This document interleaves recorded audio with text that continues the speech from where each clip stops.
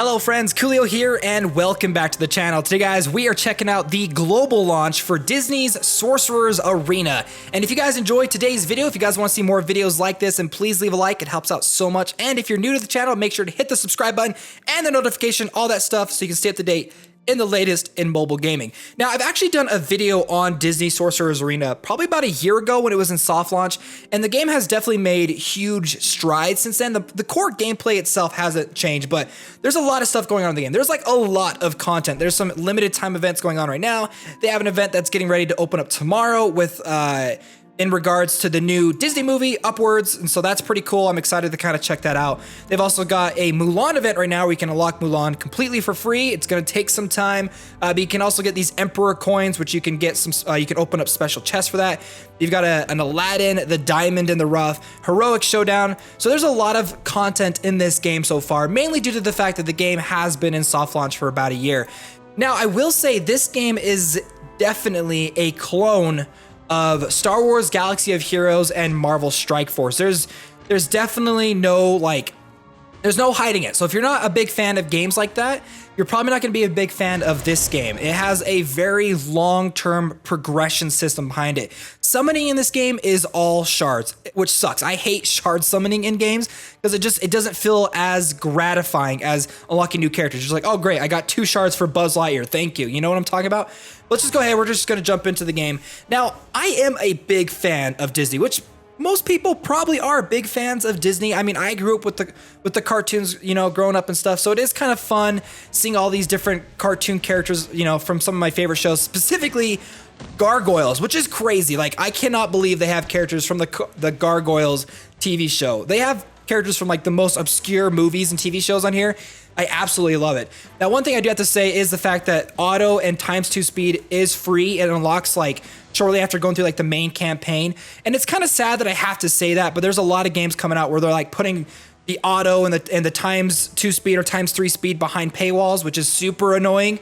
So I am glad that this game at least has that going for it, which honestly isn't like the biggest positive. The combat in this game is really, really similar to those other games I mentioned. You basically have all of your characters on the left side of the screen. They have an energy underneath their health bar. Once it fills up, you're able to then attack. It's a turn-based, back and forth style of gameplay. You've got tanks, you've got healers. Now, I actually really like Ariel here because not only does she have the capability of healing your entire team, but she has a really, really powerful single target DPS attack, which great. How was I supposed to show you guys how powerful it is if the stupid enemy is going to end up dodging it? So let's go ahead and use this ability. My Sorcerer Mickey summoning the Bruins to just beat up this guy. Oh my gosh. So there are some pretty, fun characters to collect in this game, and they have, their abilities based off of like their shows and stuff, which is fun, mainly due to like a nostalgia factor.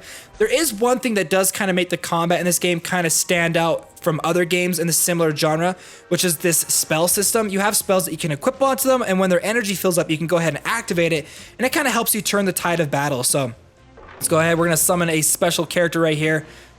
And he's gonna, when it comes to his turn, he'll go ahead and attack an enemy.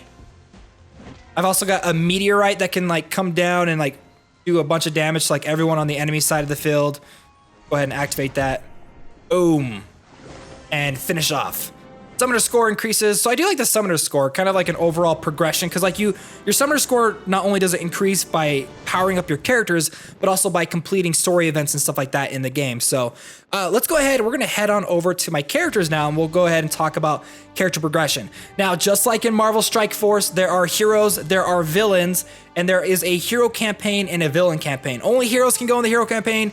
Only villains can go in the villain campaign. So you are going to want there is a little bit of a diverse cast of characters you can get at the very beginning to kind of work your way through. The progression in this game is really, really similar to those other ones. As you go through, you get equipment for these characters. You can then go ahead and once you have them all equipped, you can go ahead and upgrade their gear tier. And once you upgrade their gear tier, you unlock new abilities. Let's go ahead and level them up using potions and basic in-game currency. And there's no equipments I can equip onto them right now. There is one thing that I do think is kind of fun, though it's probably mainly going to be either like really, really intense grinds in order to get these, or you're going to have to pay money to get them. But there are some cosmetics for some of the characters, which I do think is kind of cool. If you get one of the first characters you're going to get in the game is Sorcerer Mickey here. Sorcerer's Arena Mickey, and he does have a costume that you can equip onto him. So this is what he basically looks like, and then you get this costume completely for free fairly early in the game itself. So let's go ahead and level this guy up. Now, most of the progression is centered around going through specific stages, grinding, or opening up chests to get shards for the characters. And with all the events that are kind of going on in the game right now, there is a lot of stuff to get shards for specific characters. Some of the stages and stuff you have to complete, you have to get to certain levels, or you have to complete certain stages in order to unlock those events.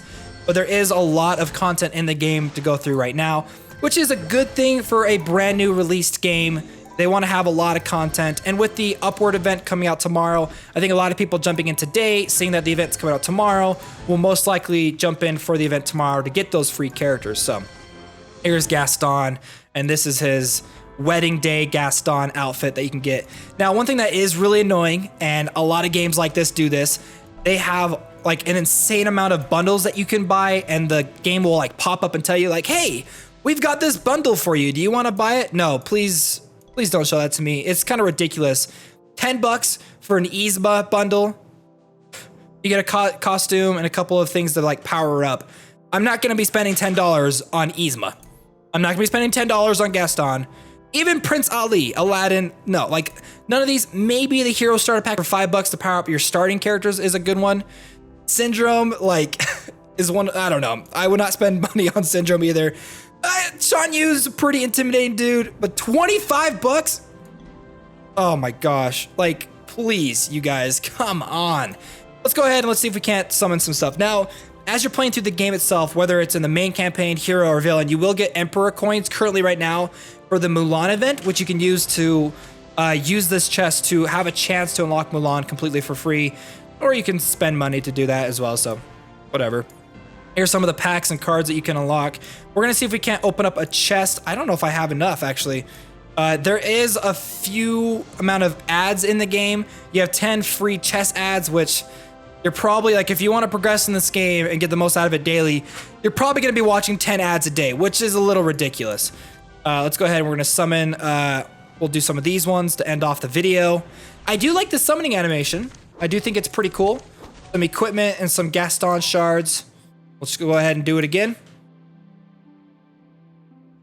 Are we gonna get anything super special? Probably not.